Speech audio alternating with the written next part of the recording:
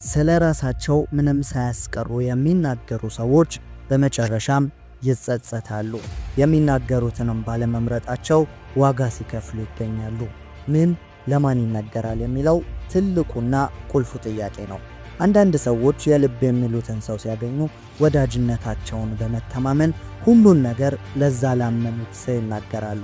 ይህ ደግሞ ሕይወታቸው ላይ በተለያየ መንገድ ተጽዕኖን ያሳድራል፣ ይጎዳቸዋል፣ ዋጋንም ይከፍሉበታል። በሕይወታችን ላይ ለማንም ማካፈል የሌለብን ሚስጥሮች አሉ። በዛሬው ቪዲዮም ሰዎች ስለናንተ ሊያውቁ የማይገባቸውን 10 ነገሮች በጥልቀት እንወያያለን። 10ሩም ነጥብ በጣም አስፈላጊ ስለሆኑ እስከ መጨረሻ መመልከታችሁን አትርሱ። በመጨረሻም ከ10ሩ ነጥቦች ራሳችሁ ላይ ስንት እንዳገኛችሁ፣ ከ10 ስንት እንዳመጣችሁ በኮሜንት ላይ አስቀምጡልኝ። ቪዲዮውን ላይክ በማድረግ ይጀምሩ። ለዚህ የቁም ነገር ቻናል አዲስ ከሆኑ ሰብስክራይብ በማድረግ ቤተሰባችን ይሁኑ። ለማንም ማካፈል ከሌለብን 10 ሚስጥሮች መካከል የመጀመሪያው ያለፈ ስህተታችሁን ነው። ከምንም በላይ የሰው ልጅ በሕይወቱ ላይ ወደፊት እንዳይራመድ ከሚይዙት ነገሮች የመጀመሪያው ባለፈ ታሪክ ውስጥ የተሳሳታቸው ውሳኔዎችና ያበላሻቸው ነገሮች ናቸው። ሁሉም ሰው ወደ ኋላ ሲመለከት ሊያስታውሰው የማይፈልገው አንድ ወይም ብዙ የሕይወት ምዕራፍ አለው። ታዲያ ሰው ይህንን ስህተቱን በጸጸትም ሆነ ይቀለኛል በሚል መልኩ ላገኘው ሰው ሁሉ ሊያወራ አይገባውም። ይህ የእናንተ የሕይወት ታሪክ እንደመሆኑ መጠን እንደ አስፈላጊነቱ በዘርፉ ላይ ብቃት ካላቸው ወይም በፈለጋችሁት መፍትሄ ላይ ሙያ ካላቸው ሰዎች ውጪ ማንም ማወቅ የሌለበት የሕይወት ክፍላችሁ ነው። ምክንያቱም ያለፈ ስህተቶቻችሁን ለሰዎች በማውራት ትክክል ልታደርጉት አትችሉም። ይህንን ማድረጋችሁ ወይም መናገራችሁ በሰዎች ዘንድ ንቀትንና የእናንተን ብቃትና ችሎታን ለመቀበል እስኪቸገሩ ድረስ ባለፈ ስህተታችሁ ለእናንተ ያላቸውን ግምት ያበላሻል። ያለፈ ስህተታችሁን ስትናገሩ ሁልጊዜም በተቃራኒው ስለ እናንተ የሐሜት መድረክን እየፈጠራችሁ መሆናችሁን አትርሱ። በተናገራችሁበት ቅስፈት ከጀርባ ስለ እናንተ መወራት ይጀምራል። ያልሆናችሁትን ማንነት ይሰጧችኋል። ከዚያም በኋላ በጥርጣሬ መታየት ትጀምራላችሁ። ለእናንተ የነበራቸው ፍቅርና አክብሮት እምነትንም ማጣት ይጀምራሉ።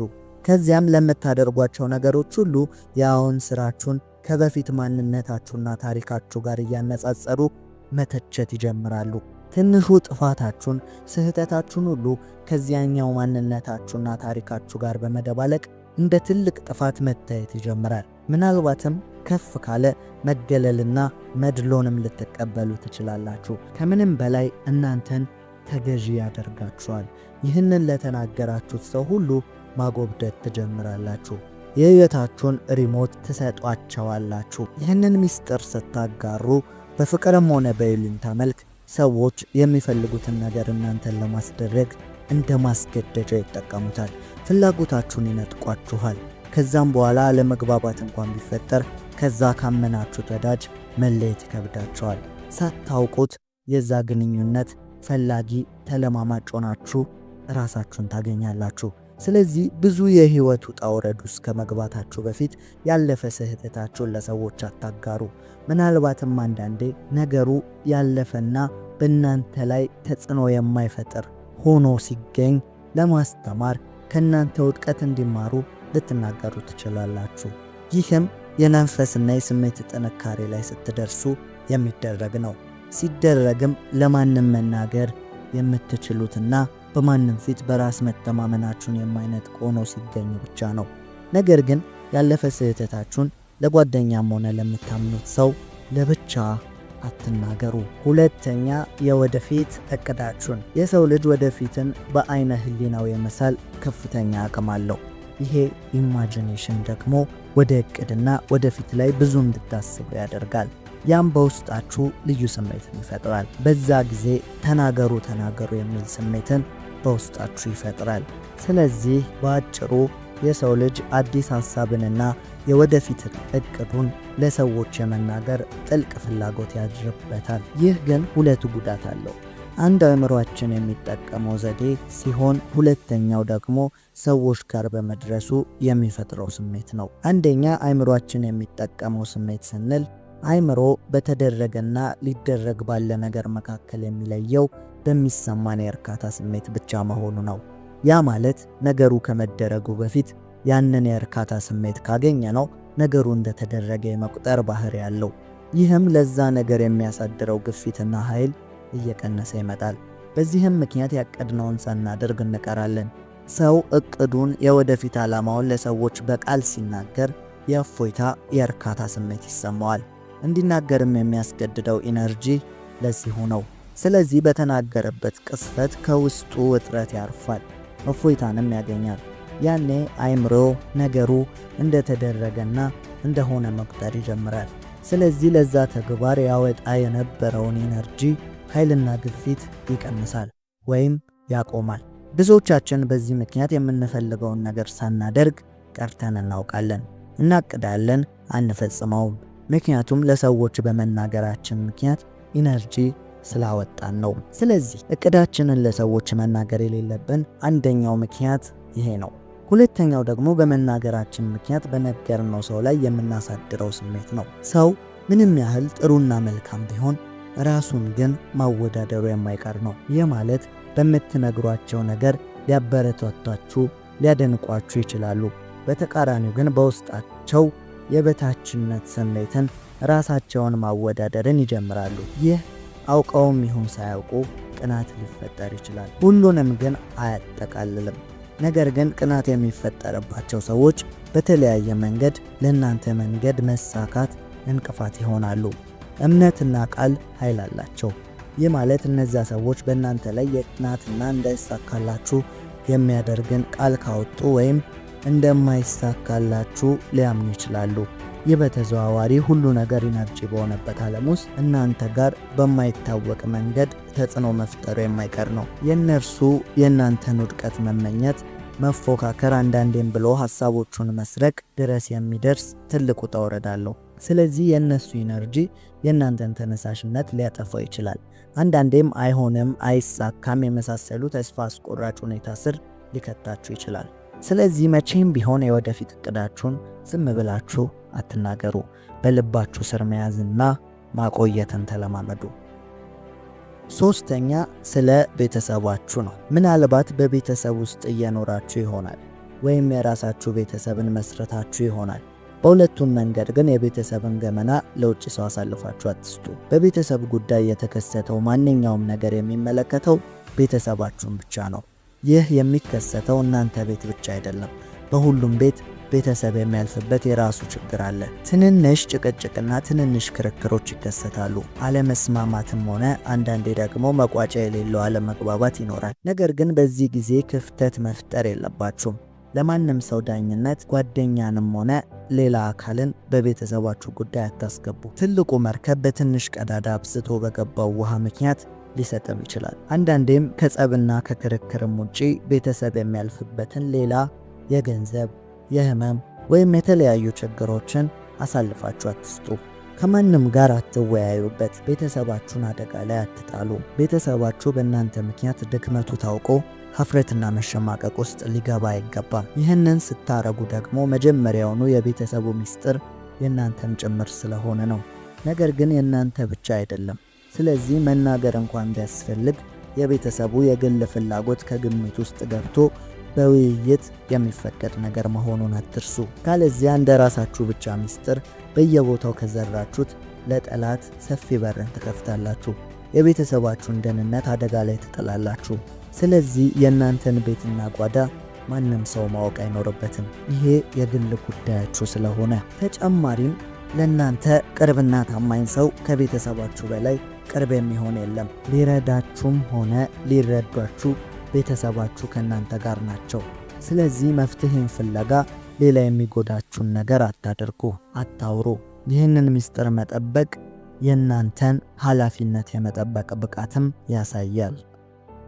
አራተኛ ገቢያችሁንና ተቀማጭ ገንዘባችሁን። ገቢያችሁን መናገር የሌለባችሁ ዋነኛ ምክንያት በምትነግሩት ሰው ላይ በሚያሳድረው ተጽዕኖ ምክንያት ነው። ይህንን በሁለት መንገድ እንየው፣ ትልቅ ገቢና ትንሽ ገቢ ብለን። ትልቅ ገቢ የሚኖራችሁ ከሆነ በተናገራችሁ ጊዜ የሚፈጠረው በትንሹም ቢሆን ቅናት ሊሆን ይችላል። ቅናት ባይኖር እንኳን ግን በትልቅ ገቢያችሁ ምክንያት ብዙ ብድሮችን ትጠየቃላችሁ።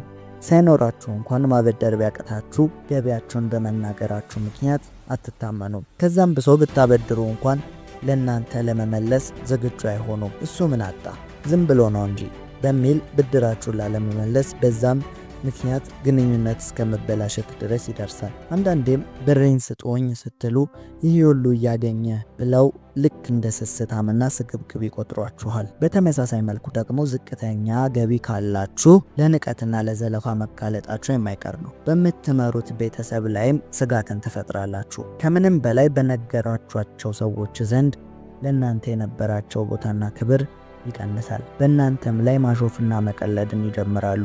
የዚህች ዓለም ስውሩ መተዳደሪያ ገንዘብ ነው። ሰው የሚወዳችሁም የሚከተላችሁም ገንዘብ ሲኖራችሁ ብቻ ነው። በአሁኑ ሰዓት ገንዘብ ከሁሉ በልጦ እየታየ ነው። ዝቅተኛ ገቢን ከተናገራችሁ ለዘለፋና ትችት ትጋለጣላችሁ። በተጨማሪም እምነትን ታጣላችሁ። ይህ ማለት ተቸግራችሁ እንኳን ገንዘብ ትጠይቁ ለማበደር ፈቃደኛ አይሆኑም። ምክንያቱም ገንዘባችንን መመለስ አይችልም ብለው ስለሚያስቡ ነው። ስለዚህ ለማንም ስለ ገንዘባችሁ አትናገሩ። ይህንን አጠቃሎ ተቀማጭ ገንዘባችሁንን መናገር ደግሞ ለቤተሰባችሁ ደህንነትና ስጋትን መፍጠር እንደሆነ አወቁ። ሰዎች በገንዘባችሁ መጠን ዋጋ ስለሚያወጡ ራሳችሁን እያስገመታችሁ መሆኑንም ተረዱ። ስለዚህ አትናገሩ። አምስተኛ ማን ወዳጃችሁ ማን ጠላታችሁ እንደሆነ ነው። ይህ በጣም አደገኛና ከባድ መረጃ ነው። እናንተ የሆናችሁት በአካባቢያችሁ ነው። አካባቢያችሁ ህልውናችሁ ነው። የእናንተ ትክክለኛ ወዳጆች ሁሌም የማይታወቁ መሆን አለባቸው። የጠላቶቻችሁ ዋና ኢላማ ከእናንተ በፊት አቅራቢያችሁ ያሉ ሰዎች ስለሆኑ ዘራፊና ገንዘብ ተቀባዮች ራሱ የሚያግቱት ሰው ሁሌም ዓላማቸው አይደለም። ዓላማቸው ባገቱት ሰው ጋር ጥሩ ወዳጅነት ያለው ለዛ ለታገተው ሲል ምንም መክፈል የሚችለው ሰው እንጂ። ስለዚህ እናንተን ለማጥቃት ትልቁ መንገድ የምትወዱትን መንጠቅ ነው፣ የምታምኑትን መጥለፍ ነው። እነዛ ሰዎች ጋር ስለ እናንተ በቂ መረጃ ሊገኝ ስለሚችል፣ ስለዚህ ሁሌም ወዳጃችሁን ለሰዎች አትናገሩ። የምትወዷቸውን በልባችሁ ጠብቁ፣ ሚስጥር አድርጓቸው። በተጨማሪም ጠላታችሁን ጭምር ስለ ጠላታችሁ ስታወሩ ሌላ ቦታ ያለው ጠላታችሁ ከጠላታችሁ ጋር ያብራል። ማንንም እንደምትፈሩና ማንንም እንደማታምኑ ስትናገሩ የራሳችሁን ደህንነት እያጣችሁ ትሄዳላችሁ። ጠላቶቻችሁን በተመሳሳይ ፍላጎት ላይ የሚያገናኛቸውን ድልድይ ትፈጥሩላቸዋላችሁ። ምናልባትም ጠላቶቻችሁ እርስ በእርስ ባይተዋወቁ እንኳን የጠላት ወዳጄ እንደሚባለው የእናንተ ጠላት በመሆናቸው ብቻ እርስ በርስ ይወዳጃሉ። ስለዚህ ስለ እያንዳንዱ ሰው በእናንተ ዘንድ ስላለው ቦታ ለሰዎች በግልጽ አትናገሩ። ወዳጃችሁንም ጠላታችሁንም በልባችሁ ያዙ፣ አትናገሩ። ስድስተኛ ራእያችሁን አትናገሩ። በእውነቱ ከሆነ ራእይ ለሰው ነው። በውስጣችሁ ያ ፍላጎት ሲያድር ለሰዎች በቶሎ አታጋሩ። ምክንያቱም እናንተ የምታዩት በትክክል አይታያቸውም። ምክንያቱም ራእይ ከሆነ ያ ነገር የእናንተ ብቻ ነው ማለት ነው። ያ የሚገባችሁም የምትረዱትም ወይም የተሰጣችሁ ለእናንተ ነው። በእናንተ ልክ የእናንተን ራእይ ሊኖረው የሚችል የለም። ይህ በውስጣችሁ ሐዘንን ከመፍጠሩ በፊት አይረዱኝም ከማለታችሁ በፊት ራእያችሁን ለሰዎች አታጋሩ። አንድ ትልቅ አጀንዳን ስታነሱ ወይም ሲገለጥላችሁ በልብ ማቆየትን ተለማመዱ። ራሱ የሚገለጥበትና አካል የሚይዝበት ቀን ስላለ ያኔ ባያችሁት ልክ ማየት ይችላሉ። እስከዛ ድረስ ግን ሊታያቸው እንደማይችል ወቁ። የምታስቡትን የህፃናት ጨዋታ አድርገው ከመቁጠራቸው በፊትና እናንተም እነርሱን ሰምታችሁ እውነትም ጅል ነኝ እንዴ ምኑን ነው ያሰብኩት ከማለታችሁ በፊት ነገሩ በልባችሁ ባመናችሁት ልክ አካል እንዲለብስ ወደ ተግባር ግቡ እንጂ በዛ ነገር ሰውን ለማሳመን አትልፉ። እስቲ ያስቡት። መጀመሪያ ሰው በሰማይ ላይ መብረር የሚል ሐሳብ የመጣለት ሰው በጓደኞቹና በህብረተሰቡ ዘንድ አውሮፕላንን ከመስራቱ በፊት ሐሳቡን ሊያስረዳ ቢሞክር ምን ሊፈጠር እንደሚችል። ራእይም ራእይ የሆነበት ምክንያት ሁሉም ሰው ማየት ባለመቻላቸው ነው። ስለዚህ ራእያችሁን ለማንም አታጋሩ። ሁለተኛው ምክንያት እንዳይሰረቅና ባሰባችሁት ልክ ሳይሰራ ተልከስክሶ እንዳይቀር ነው። ራእይ ለባለ ራእዩ እንጂ ራእይ በባለ ራእዩ እጅ ካልገባ ያልታያቸውን ምስል ለመስራት ስለሚጥሩ ነገሩ ምልክት እንጂ በትክክል ሐሳቡ መውረድ አይችልም። ስለዚህ ባለ ራእዩ ከሆናችሁ ነገሩን እስከ ዳር እስክታደርሱት ድረስ ራዕያችሁን በልባችሁ ጠብቁ። 7ኛ የስኬታችሁን ሚስጥር። ይህ ማለት ሌሎችን አታበረታቱም ወይም አትረዱም፣ አታግዙም ማለት አይደለም። ነገር ግን ለስኬት ያበቃችሁን እነዛ ሚስጥሮችን ማጋራት ተገቢ አይደለም፣ ወይም ይህ ራሱን የቻለ ጊዜና ቦታ ያለው ነገር ነው። እስቲ ተመልከቱ።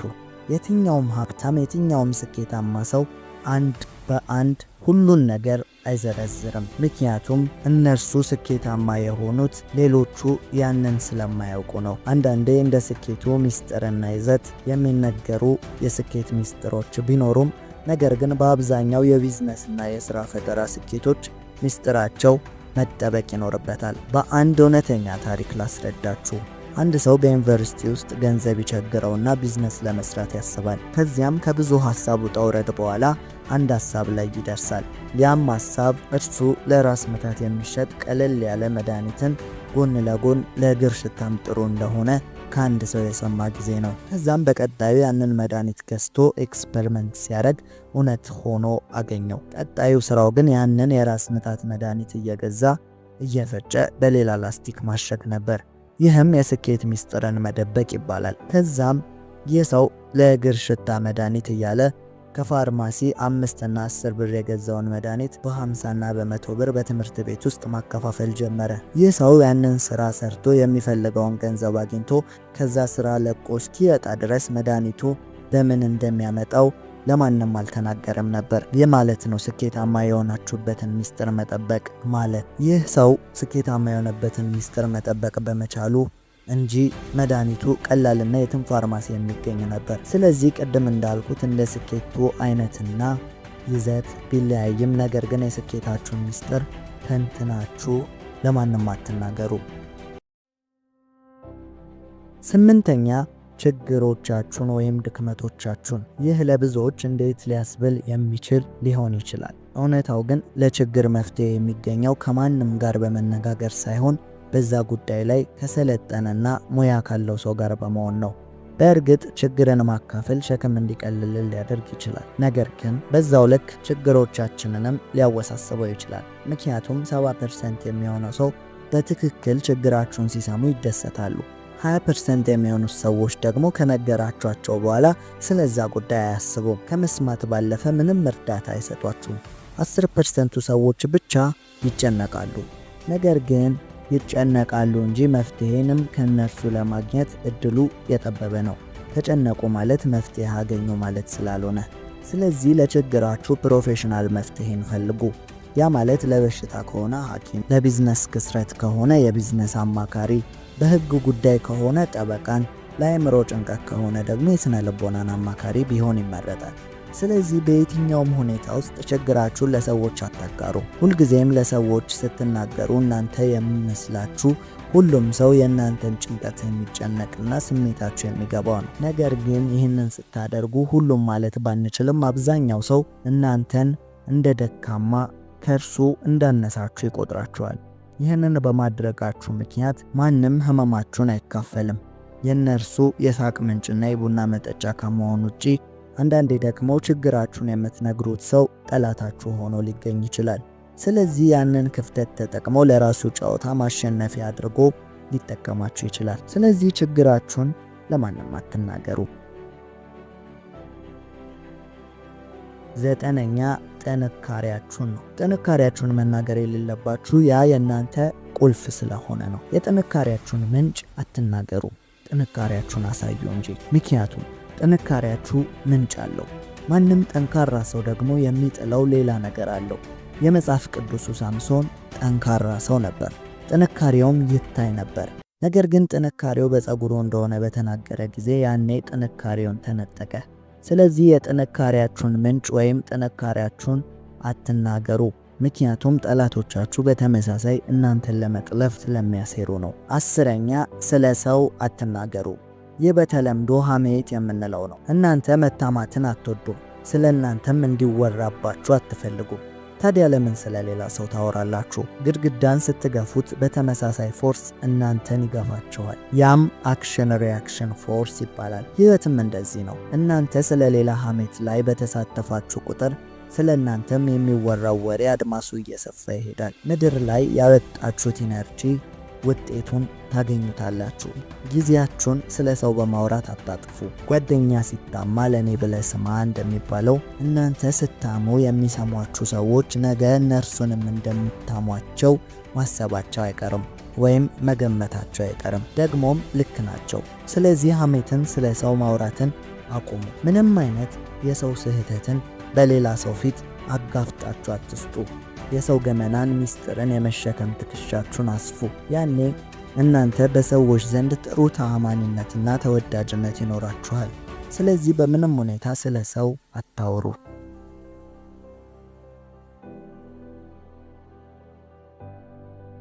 ከነዚህ 10 ለማንም አትናገሩ ብለን ከተናገርናቸው ነጥቦች ውስጥ ስንቱን የመናገር ችግር እንዳለባችሁ በኮሜንት ላይ አሳውቁን።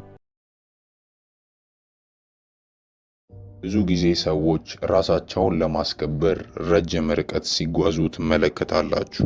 ነገር ግን የሰው ልጅ በትክክል ተከበረ የሚባለው ከሰዎች ክብርን መጠየቅ ያቆመ ቀን ነው። ምን ማለት ነው? ስለ ጮኻችሁ ብቻ ያንን ክብር ታገኛላችሁ ማለት አይደለም። ወይም ደግሞ ራሳችሁን ለነዛ ሰዎች ስላብራራችሁና በጩኸት ስለነገራችኋቸው ብቻ ያንን ክብር ታገኛላችሁ ማለት አይደለም። ወይም ደግሞ በተቃራኒው በጣም ቅን ስለሆናችሁና በህይወታችሁ ውስጥ መልካምነትና ደግነት ስለተሞላ ራሳችሁን ታስከብራላችሁ ማለት በፍጹም አይደለም። ማንነቴንም ማወቅ አለባቸው፣ ማን እንደሆንኩኝ ያሳያችኋለሁ።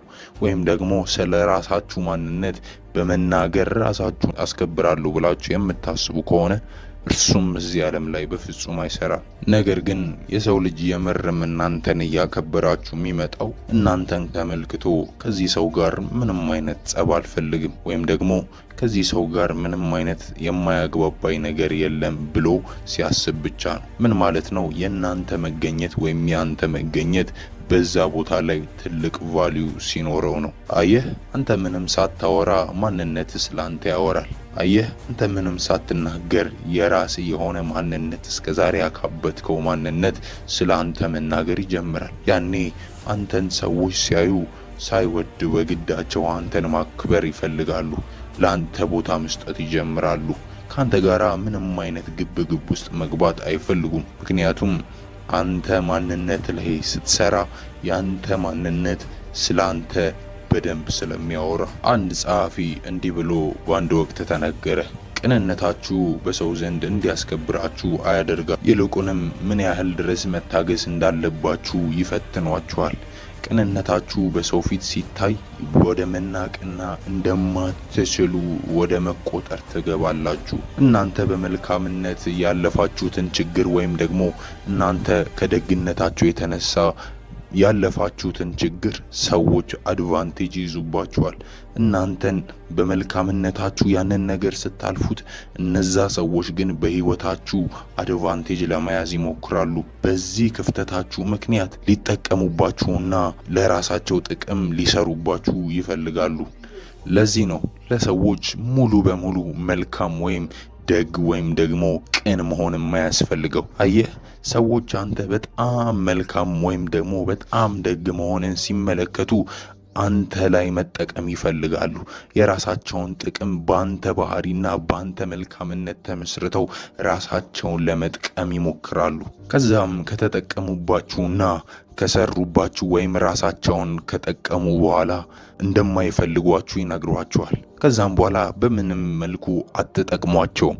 አየህ፣ ብዙ ጊዜ ሸንኮራን አኝከነው ከሱ ጣፋጭ የምንለውን ጣዕም ወስደን እንደምንተፋ ሁሉ መልካም ሰዎች በዚህ ዓለም ላይ በሰዎች ዘንድ ይጠቀሙባቸውና ከነሱ የሚፈልጉትን ነገር ይወስዱና እንደ ሸንኮራ አውጥተው ይጥሏቸዋል። ለዚህ ነው ሙሉ ማንነትህን ለሰዎች ማሳየት የሌለብህ። አየህ፣ በጣም ደግ ልትሆን ትችላለህ፣ በጣም ቅንም ልትሆን ትችላለህ። ነገር ግን መስመር ማስመር ያንተ ድርሻ ነው። ቀይ መስመር ማስመር ያንተ ድርሻ ነው። ይህ ደግሞ በሰዎች ዘንድ እንዲያስከብርህና ክብር እንዲኖርህ ቫልዩ እንዲኖርህ ያደርጋል። ይህንን ስናገር ደግሞ በጣም ማስተዋል ያለብህ ነገር ቢኖር እነዚህ ሰዎች ወይም ክፉ ስለሆኑ አይደለም፣ ወይም ደግሞ በጣም መጥፎ ሰዎች ስለሆኑ አይደለም፣ ባህሪያቸው ስለሆነ ነው። ሰዎች አንድን ነገር መጠቀም ካለባቸው በዛ ነገር ላይ ተጠቅመውት ያልፋሉ። ይህ ደግሞ የማንኛውም ሰው ባህሪ ነው። ስለዚህ አንተ ሰዎች እንዲጠቀሙብህና ለራሳቸው ጥቅም እንዲጠቀሙብህ ማትፈልግ ከሆነና ራስህን ማስከበር የምትፈልግ ከሆነ መልካምነትህንና ቅንነትህን እንዳለ ሆኖ በፓወር መናገር አለብህ። ኃይለኝነትህን ማሳየት አለብህ። ምን አይነት ሰው መሆንህን ማሳየት አለብህ። ባውንደሪ ማስመር አለብህ። አየህ፣ በቅንነት ሰው ምላሽ መስጠት እንደሚችለው ሁሉ ለአንተ ለምትናገራቸው ጠንካራ ቃላቶችም መስመር ምላሽ መስጠት ጀምራሉ። ለመልካምነት ምላሽ እንደሚሰጡት ሁሉ ለዚህ ለምታሰምረው ቀይ መስመር ምላሽ መስጠትን ይጀምራሉ። ለዚህ ነው መልካምነትን ብቻ አታሳየምልህ፣ ቅንነትን ብቻ አታሳየምልህ። አለበለዚያ በሰዎች ዘንድ መጎዳትን ብቻ ታተርፋለህ። ነገር ግን አንተ ለምሳሌ እነዚህን ያልኩህን ቀይ መስመሮችን የምታሰምር ከሆነ ራስህን በሰው ፊት ሙሉ በሙሉ ባለመግለጥ ወይም ባለማሳወቅ ምን አይነት ቫልዩ ያለ ሰው እንደሆንክ መናገር የምትችል ከሆነ ቫልዩ ማድረግ ይጀምራሉ። ሰዎች አንተን ያከብሩሃል። ሊጠቀሙብህ ሳይሆን እነሱ አንተን መፍራት ይጀምራሉ። አድቫንቴጅ ካንተ በፍጹም አይወስዱም። ምክንያቱም የማያውቁት ማንነት በውስጥ የታጨቀ ስለሆነ። ስለዚህ በጣም ማስተዋል ያለብህ ነገር ቢኖር የራስህን መስመር ማወቅ አለብህ። መጀመሪያ ያንተን መስመር ለሌሎች ከማሳየት በፊት የራስህን መስመር ማወቅ አለብህ።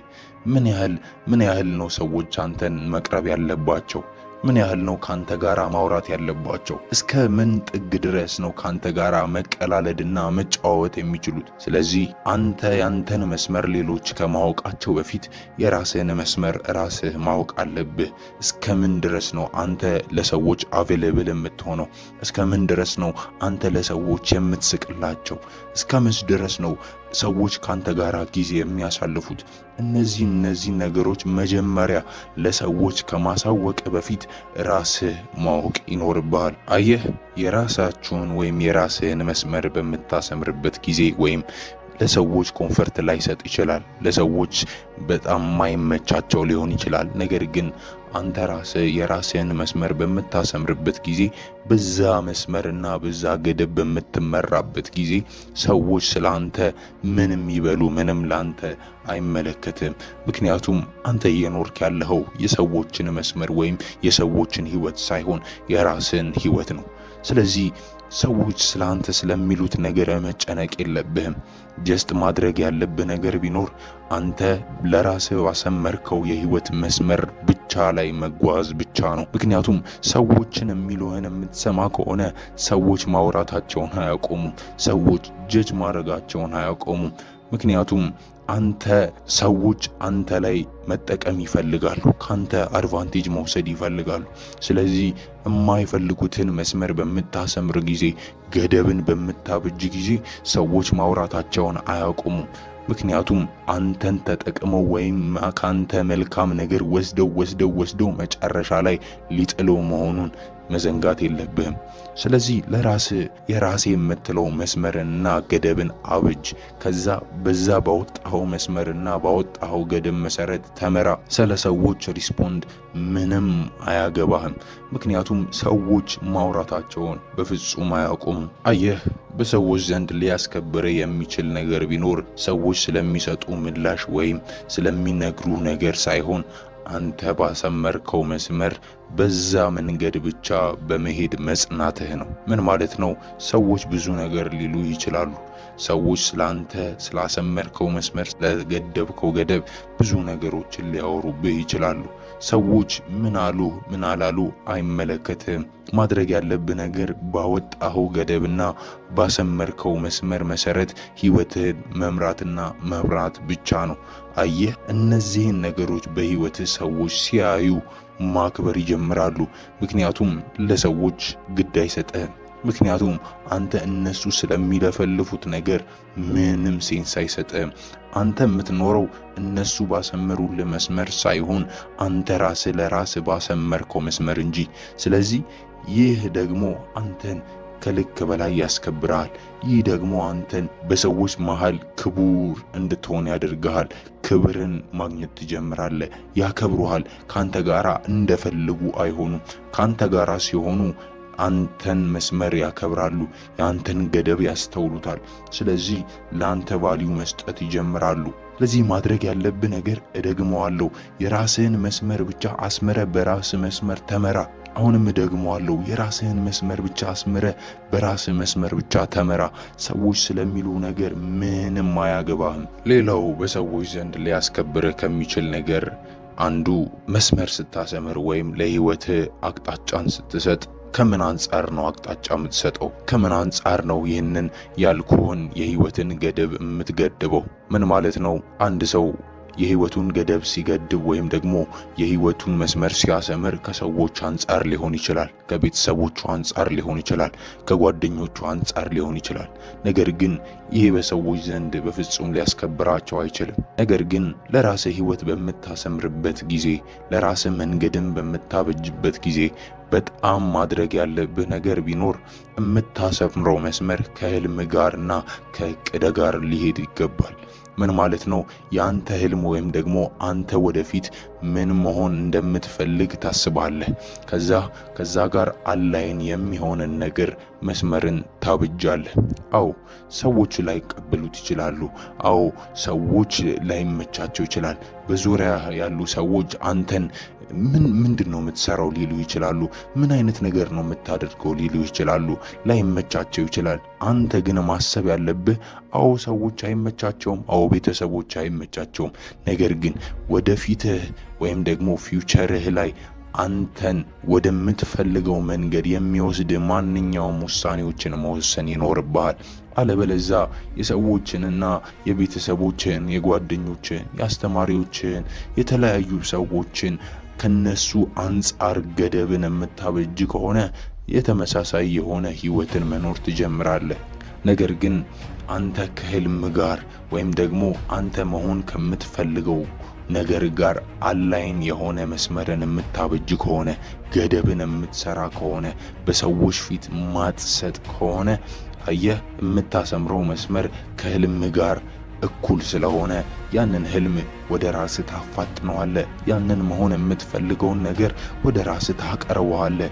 ምክንያቱም ስለ ሰዎች ምላሽ ምንም ምክንያት አይኖርህም፣ ምክንያትም አትሰጥም።